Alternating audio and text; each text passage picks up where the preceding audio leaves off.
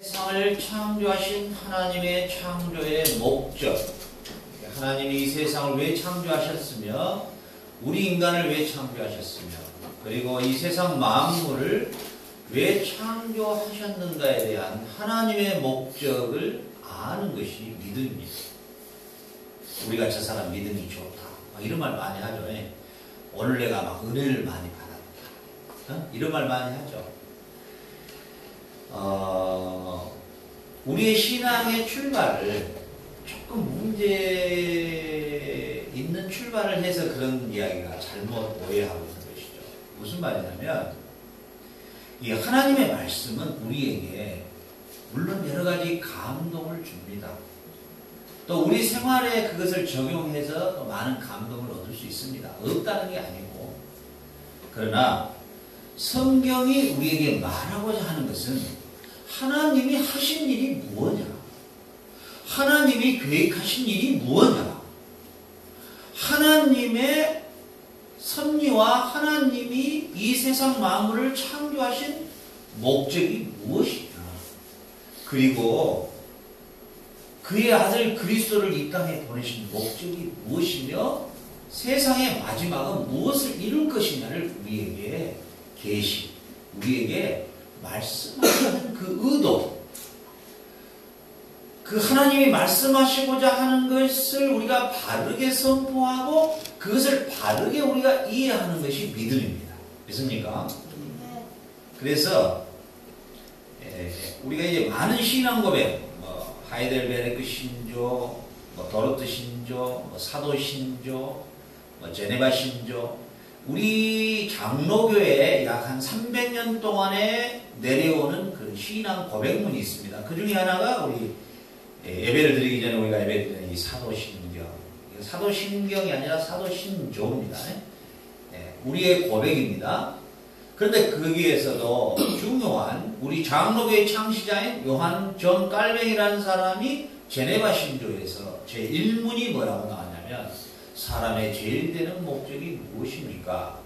이것이 질문입니다.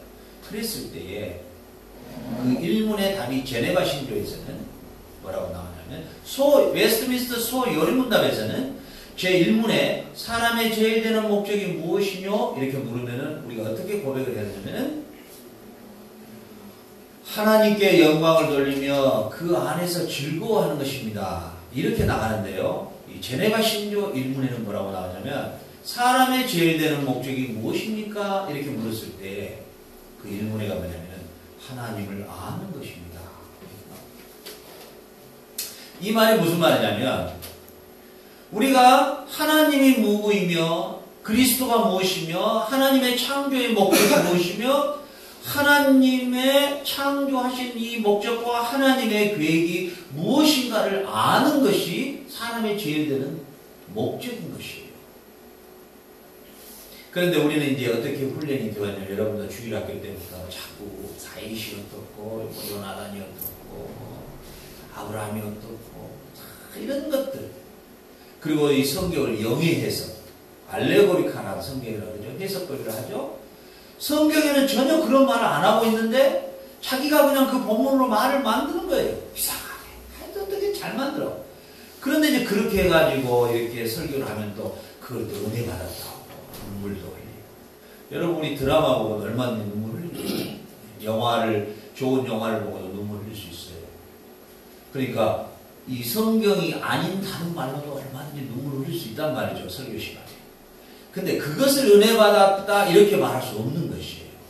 우리가 진정한 은혜, 우리가 진정한 믿음이라는 것은 오늘 하나님이 이 본문 말씀을 통해서 무엇을 우리에게 말씀하시는가가 정당하게 선포돼야 되고, 우리 듣는 청중들은, 하나님의 백성들은 그 본문의, 그 창세기 2장에 기록된 본문의 말씀을 정확하게 전달받았을 때에 그것을 아는 것, 이게 바로 기노스코예요. 이게 하나님의 본 의도를 아는, 하나님의 성령 하나님이 기록한 성경 말씀을 바르게 기록된 대로 우리가 아는 것, 그걸 그 자체를 받아들인 것, 이것을 믿음이라고 말할 수 있는 것이에요.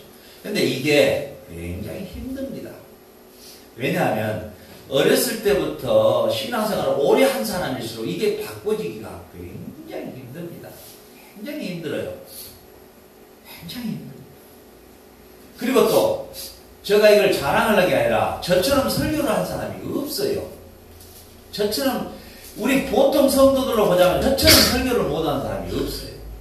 굉장히 딱딱하고 은혜도 안 되는 것 같고 그냥 냉랭하고 이래요. 왜 그러냐면 이게 이제 그 육지를 좋아하는 사람이 갑자기 채식으로 바꾸려면 이게 맛이 없는 거예요. 이게 참 저도 고통스럽고 어쨌든 또 이 갈등도 오죠. 그 채식 반, 육식 반으로 이렇게 좀 섞어서 설교를 해볼까 이런 생각도 하는데 제가 회개를 많이 하죠. 왜냐하면 짧은 1시간에 그런 것을 섞을 수가 없어요. 그리고 성경 본문에서 말하고자 하는 것만 말해야 되기 때문에 참 힘들어요. 그러니까 여러분들은 힘든 가운데서도 행복한 성도들입니다. 여러분들이 힘들더라도 이걸 꼭꼭 씹다 보면 어느 사이인가 이게 탁 뚫릴 때가 있어요. 이게 한 번만 뚫려주면 그때부터는 이제 절대로 석화찌개랄지 부대찌개랄지 이런 설교를 못 들어요. 심심해서 못 들어요. 들을 수가 없어요. 사실요, 하나님과 우리와의 관계가 말이죠. 하나님과 우리와의 관계가 아빠와 딸과 아빠와 아들 관계라면 그 다음에는 사실 그 다음에는 별로 해석할 게 없어요. 내 삶에 별로 적용할 게 없다고요. 설교 말씀이. 지금 무슨 말씀 아닙니까? 여러분이 천지 만물을 창조하신 우주 만물을 섭리하시고 주관하시고 다스려 가시고 만물의 주인이신 그분이 여러분의 아빠라고 하면은 구체적으로 여러분이 그 아빠한테 아빠 나 18살에는 뭐 해줄 거야? 우진이가 아빠 나 시집갈 자금은 준비돼 있어? 준비된 거 주시옵소서. 이게 이게 좀 어색해요. 안 맞아요. 그러죠. 아빠 저 25살에 만약에 내가 아파서 병원 가면 책임질 거야? 아빠 책임져 주옵소서. 내 건강을 책임져 줘. 사실은 이게 안 맞아요. 이게 사실 좀 어색해. 아빠와 아들과의 관계 안에서 다룰 이야기가 있어요. 근데 거지 아들과 거지 아빠와의 다룰 이야기는 아빠 오늘도 어디로 동양으로 갈까? 그래 아들아 전집에 잔치집이 벌어졌다더라. 이런 대화는 거지 아빠 엄마와의 아빠의 대화죠. 그러나 천지 우주 만물을 창조하신 아빠와 그 아들의 대화는 품위가 있어야죠. 그 정도로 대화하면은 그 이상하죠. 먹는 거, 입는 거, 뭐 쓰는 거, 아빠 나 쓸 거 어떻게 할 거야? 줘. 다음 달에는 꼭 줘야 돼. 막 이런 식으로 가면은 이게 좀 수준이 뭔가 좀 안 맞아요. 그래서 제가 주기도문 강해 설교를 또 시간이 되면 한번 하겠습니다만 아버지와 아들과의 딸과의 관계에서 너희들은 이렇게 기도하라. 그 기도문을 하나하나 풀어보면 참 우리가 지금 기도하고 있는 거하고 너무 이게 밸런스가 안 맞는 거예요. 왜냐?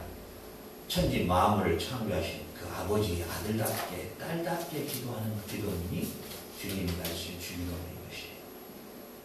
그래서 여러분들에게 저도 이번에 그 우리 아르헨티나 테마여행 2주간을 통해서 제가 많은 생각을 하게 됐어요. 참 1830km라는 광활한 그 왕복 거의 3,600km 넘게 우리가 이 기로를 달리면서 저는 많은 생각을 해봤죠.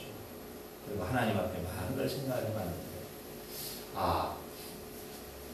정말 하나님께서 우리에게 주시는 말씀, 하나님께서 우리에게 계시한 이 말씀을 정말 바르게 어렸을 때부터 들을 수 있도록 해야 되겠다. 이런 생각을 참 많이 했습니다. 오늘 하나님께서 우리에게 주신 말씀, 이 말씀을 통해서 여러분들이 정말 하나님의 말씀을 그대로 여러분들이 여러분의 마음판에 그대로 흡수하시는 저와 여러분 되시길 주의 이름으로 축원합니다. 하나님께서는 우주 만물을 창조하신 목적을 어디에다 뒀냐면은 사람에게 뒀다는 사실입니다. 이 세상에 해와 달과 별과 모든 만물이 사실은 누구를 위해서 지었다고요? 하나님 자신을 위해서 지은 게 아니에요. 부모가 밥을 하고 밥상을 차릴 때 누구를 위해서 합니까? 엄마가 따뜻한 밥을 만들어서 내 먹어야 되겠다고 만듭니까? 아니죠. 자신을 위해서 준비합니다. 하나님이 이 세상의 모든 만물을 창조하신 목적을 어디다 뒀냐면은 우리 사람에게 뒀다는 것입니다. 그렇기 때문에 하나님은 사람을 통해서 절대로 사람을 통하지 않고는 어떠한 일도 안 하십니다. 그래서 우리가 1장에서 서론을 말하고 2장의 본론에 들어가는데 그때는 사람이 없기 때문에 땅에 아무것도 존재하지 않았다. 안개만 찰칵한 그러한 상태에서 하나님은 사람을 만들어서 사람이 이 세상을 경영하도록 사람이 이 세상을 발전시키고 도시화시키고 하나님이 주신 지혜와 지능을 가지고 이 세상을 하나님이 원하시는 세상으로 완벽한 세상으로 만들어가는 것을 하나님은 목적하셨다는 것입니다. 그래서 하나님이 우리 인간에게 주시는 그 위치가 얼마나 위대한 위치였는가. 하나님이 우리에게 주신 위치가. 그래서 하나님께서는 에덴 동산의 성소에 인간을 두시고 인간을 무엇으로요? 제사장으로 삼으셨어요. 제사장. 하나님을 유일하게 경배하는 대상. 하나님이 유일하게 제사를 받으시는 존재가 인간인 것이에요. 그리고 하나님은 우리 인간에게 생육하고 번성하고 충만하게 하는 왕 같은